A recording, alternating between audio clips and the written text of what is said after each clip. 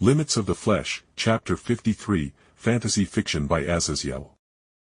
Even as I snuggled with Rias I couldn't help but giggle with a bit of hysteria, and Rias looked up at me with a raised eyebrow, clearly asking me why I was giggling like a loon.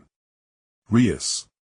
You are technically becoming pregnant, as I ensured my seed filled you. I said, giggling, and then I continued as Rias seemed to just recall my flesh-crafting abilities. Just imagine Sirzech's reaction to you announcing you are already pregnant before you hit 20. I finished, and with a thump Rias headbutted my chest as she buried her face into her tits that were pushed against my chest and began screaming into said tits.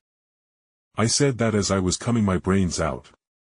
Rias screamed as she kicked her legs up and down on my legs, obviously trying to punish me for taking her words literally, but I just took the kicks as I gently lifted Rias's face from her breasts, and I saw how she was blushing as she looked up at me. I bent forward and sweetly met Rias's lips with a soft kiss without tongue or anything extreme, just a deep soft kiss to show my affection for her. Rias, do you want a daughter or son? I asked, smiling as I combed my fingers through her hair. I knew that was one of her sweet spots, and she pouted at me. HNNNGH. She whined before she pinched my side, and as I jolted she leaned forward with her breasts dragging across my chest as her other hand came to rest on my face as she more forcefully kissed me back before she broke the kiss and sat up with her voluptuous body marred with love bites, and the exertions of our lovemaking was painted across her form like a badge of honor. Whatever child we have will be natural, Jake, so don't mess with them. She said, blushing, but I raised an eyebrow before I snorted. Rias, with the way the cells are splitting you are looking at triplets, you sure about that? I asked, grinning as I sat up and held Rias in a hug. Her face went slack as she metaphorically blue-screened before she looked at me with a wry expression. Jake, the noble women of the underworld are going to after your dick to use you as a breeding stud. There haven't been triplet devils ever. Rias said dully as she looked at me like a dead man walking. I just poked Rias in her nose, making her giggle and roll her eyes at my shameless words. Oh, dear, then I will just have to rely on my big strong Rias to protect me from the terrible army of devil milfs after me.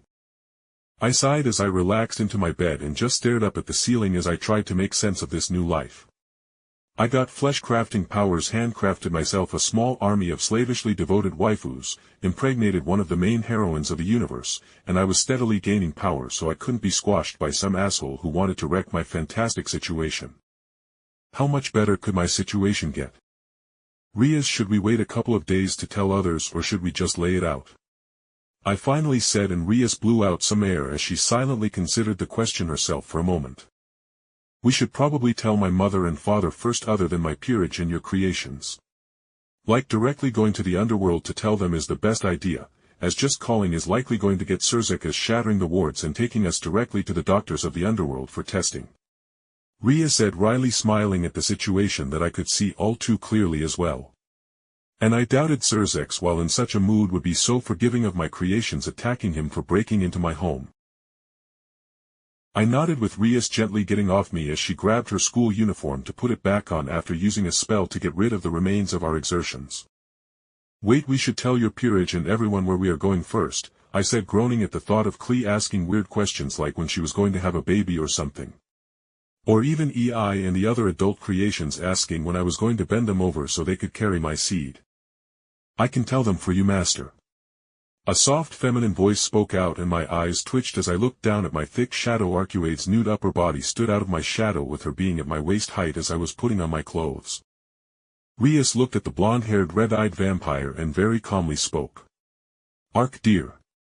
How long have you been in Jake's shadow, and why are you naked?